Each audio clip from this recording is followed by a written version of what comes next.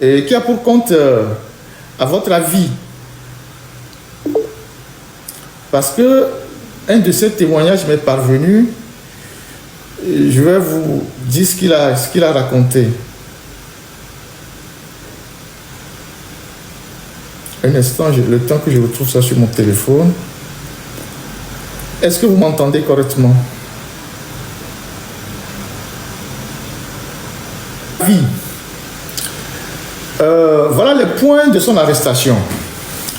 Le vendredi 27 juin 2025, il a été kidnappé par un groupe de personnes en tenue noire, cagoulées et armées, plus de 50 personnes, avec 5 ou 6 voitures et des motards dans la maison.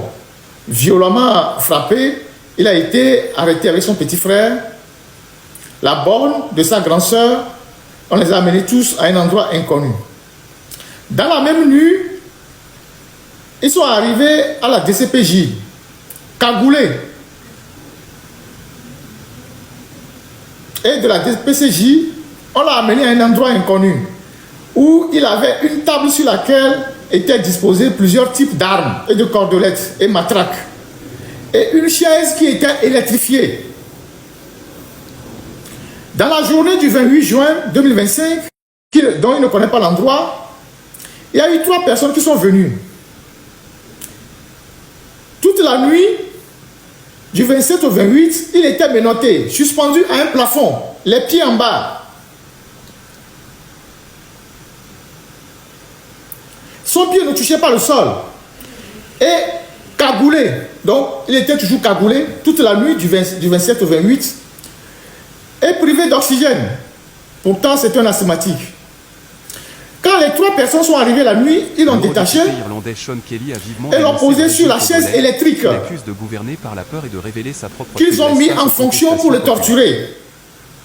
En lui posant des questions. Ancien Twitter, Sean Kelly a déclaré cette semaine sur son engagement du groupe PPE pour la et qui le finance, comment tout ça, et avec la violence qu'ils exerçaient sur lui. À ceux qui sont responsables de son emprisonnement.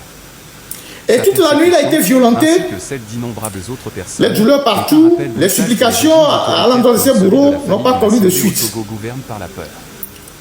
Mais un gouvernement qui se sent menacé par des manifestants. Il a été torturé, il a subi des maltraitances cruelles, des traitements inhumains et dégradants. Il a passé 6 jours là-bas, privé de nourriture, durant 4 jours. Il a fait une crise le 5e jour. Et ce garçon qui anime le compte, à mon avis, a été déféré à la prison civile de Lomé.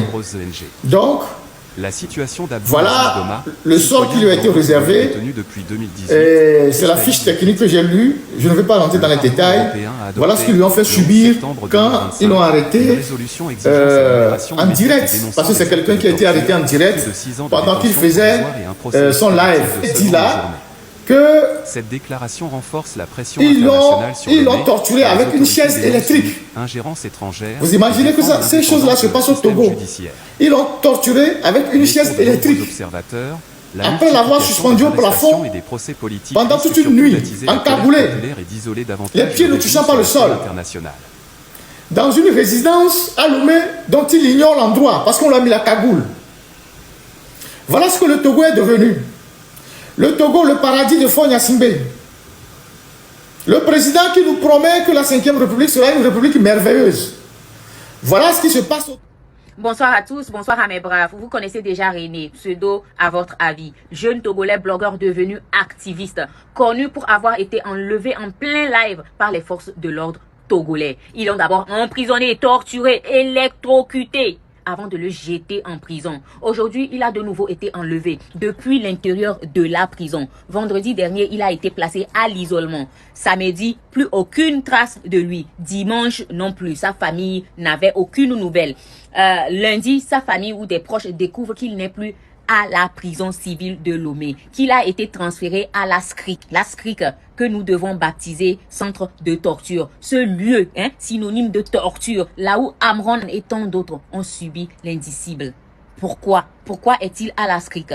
Tout porte à croire que c'est lié à un direct, ce direct que sa famille préparait pour témoigner des violences subies par René et son petit frère lors de leur arrestation. Car oui, son petit frère avait été arrêté avec lui puis relâché et lui non.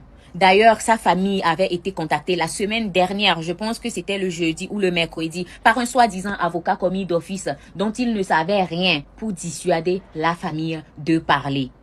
Nous exigeons la vérité sur le cas de René. Nous exigeons sa libération immédiate d'ailleurs. Où est René? Sa famille veut savoir. Ses abonnés veulent savoir. Nous, citoyens et internautes togolais, voulons savoir. Au gouvernement togolais, libérez René. Libérez les jeunes. Libérez les prisonniers politiques. On en a marre de vous. Au peuple togolais et à la diaspora, nous ne resterons pas silencieux. Continuons de réclamer et sortons tous le 30 sur les trottoirs de nos rues au Togo. Nous, la diaspora, on se retrouve ce 30 à Paris. La force est dans le mental, le diable se trouve dans les détails. Mon verbe est une arme létale, prête à mourir pour la vérité, le sens du sacrifice divin. Enchaîné au nom de la liberté, si je tombe, c'est pour les miens. Hey, comment leur dire que je ne suis pas comme eux, pas comme eux, héritier du trône s'il ne devait en rester qu'un. On vient de loin, si tu m'entends, c'est que toi et moi ça fait deux. Tissons nos liens, soldats, l'objectif est de défendre les frangins, soit le chemin.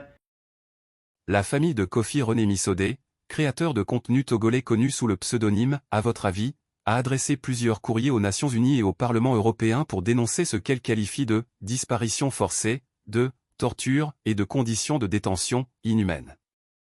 L'activiste est actuellement incarcéré à la prison civile de Lomé. Arrestation et conditions de détention dénoncées. Dans un document personnel transmis à la rédaction, René Missodé décrit son arrestation dans la nuit du 27 au 28 juin 2025. Selon son témoignage, des hommes armés et cagoulés auraient fait irruption à son domicile, frappant son petit frère et la bonne de sa sœur avant de l'emmener.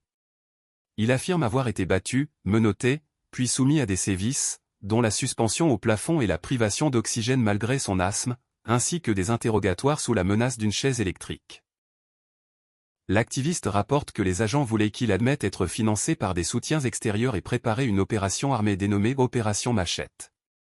La famille précise, dans une lettre datée de septembre, que René Missodé est détenu dans une cellule de 6 mètres sur 6 avec 125 autres détenus, et qu'il se voit refuser l'accès aux soins médicaux malgré de fortes douleurs et des crises d'asthme répétées.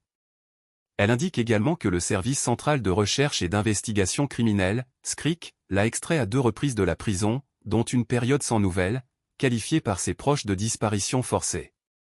Un autre courrier signale que René Missodé a été de nouveau extrait le 22 août 2025 et n'est réapparu à la prison que le 2 septembre, après que l'Organisation mondiale contre la torture, OMCT, a dénoncé publiquement sa disparition.